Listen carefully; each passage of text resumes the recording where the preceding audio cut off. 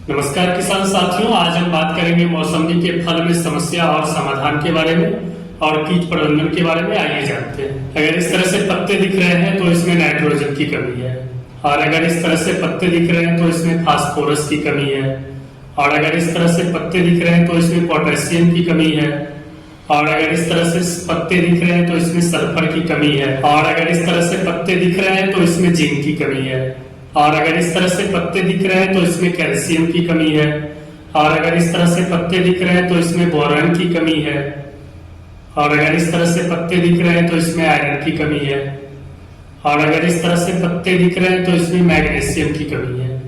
आइए हम कीट प्रबंधन समस्या के बारे में जानते हैं। सिट्रस साइला की समस्या, इसका लक्षण। शिशु और वयस्क दोनों ही पौधों से रस को चूसते हैं। फूलों का न खिलना, पत्तियों का हरापन खोना, इसमें आप इमीडाक्लोप्रिड 17.8% एसएल या फिर आप इसमें थाइमेथोक्साम 25% डब्ल्यूजी का इस्तेमाल कर सकते हैं। नींबू की तितली की समस्या, इसका लक्षण।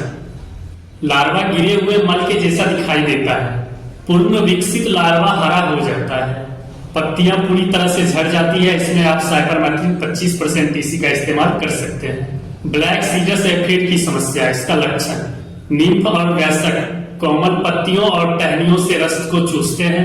पत्तियां पीली पड़ जाती है, मुड़ जाती है और सूख जाती है। इसमें आप थाइमेथोक्साम 25% डब्ल्यूजी या फिर आप इसमें इमीडाक्लोप्रिड 17.8% एसएल का इस्तेमाल कर सकते हैं। मीली बग की समस्या, इसका लक्षण। बच्चे और मादाएं कोमल टहनियों, पत्तियों और फल के ठंडल के पास से रसों को चूसते हैं। इसमें आप क्लोरोफाइरिफॉस 20% इसी का इस्तेमाल कर सकते हैं। नींबू पत्ती मोड़ने वाला, इसका लक्षण। लार्वा रेशमी रेशों को स्रावित करके कोमल पत्तियों को लपेटते हैं और सिरे से नीचे की ओर मुड़ी हुई पत्तियां अंदर भोजन करते हैं। इसमें आप क्लोरोफाइरिफॉस 20% इसी का इस्तेमाल कर सकते हैं। कैलिफोर्निया रेड स्केल की समस्या, इसका लक्षण। संक्रमित पौधे के भागों पर मोम जैसा आवरण बन जाता है। खाए हुए जगहों पर पीले धब्बे जैसे दिखाई देते हैं। शाखाएं धीरे धीरे सूख जाती है। इसमें आप क्लोरोफाइरिफॉस 20% इसी का इस्तेमाल कर सकते हैं। पैरों का सड़ना, गमोसिस की समस्या, इसका लक्षण। यह रोग नर्सरी और बड़े हो चुके पौधों को पोषक जड़ों को क्षति पहुंचाता है। नवंबर से जनवरी के दौरान तने, अंगों और शाखाओं पर प्रचुर मात्रा में गोंद का निकलना। इसमें आप मैंकोजेब 75% डब्ल्यूपी का इस्तेमाल कर सकते हैं। बीमारी से फल का गिरना, इसका लक्षण। गिरे हुए फल पीले से भूरे रंग के होते हैं। गहरे भूरे रंग जैसे सरन दिखाई देती है। कुछ फल देर से संक्रमित होकर के मुरझा जाते हैं। इसमें आप कॉपर ऑक्सीक्लोराइड 50% डब्ल्यूपी या फिर आप इसमें कार्बनडाजिम 50% डब्ल्यूपी या फिर आप इसमें प्रोपिकोनाजोल 25% इसी का इस्तेमाल कर सकते हैं। डाइवैक एंथ्रेक्नोज वीदर टिप की समस्या, इसका लक्षण।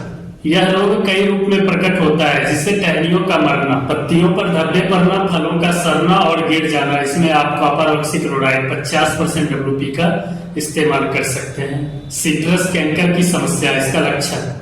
यह रोग पत्तियों, टहनियों और फलों को व्यापक क्षति पहुंचाता है। फल पर घाव पत्तियों की तरह दिखाई देती है। इसमें आप कॉपर ऑक्सीक्लोराइड 50% डब्ल्यूपी का इस्तेमाल कर सकते हैं। सिट्रस स्कैब की समस्या, इसका लक्षण। यह रोग पत्तियों, टहनियों और फलों पर घाव पैदा करती है।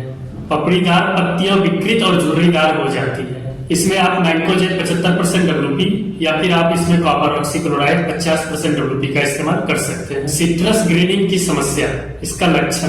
संक्रमित पेड़ों के पत्तियों में जिंक की कमी के समान क्लोरोटिक दिखाई देता है। जैसे जैसे रोग बढ़ता है, पौधों में गंभीर सरन दिखाई देता है।